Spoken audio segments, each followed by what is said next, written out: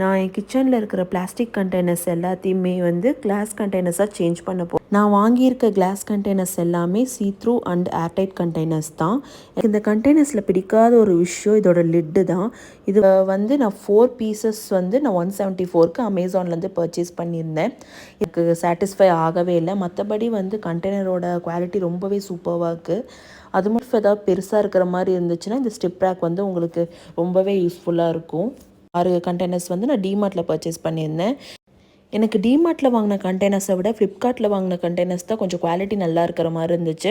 அதே கொஞ்சம் தான் ஃபாஸ்ட்டாக வச்சேன், அதுக்கே அது வந்து பிரேக் ஆயிடுச்சு. வந்து ஃப்ளிப்கார்ட்டில் வந்துட்டு செட் ஆஃப் 6 510க்கு வாங்கியிருந்தேன். கார்ட்டில் போட்டு வச்சுருக்கும் போது மாறிட்டே தான் இருந்துச்சு. நான் எப்போ விலை கம்மியாகுதோ அப்போ கரெக்டாக பார்த்து வாங்கினேன்.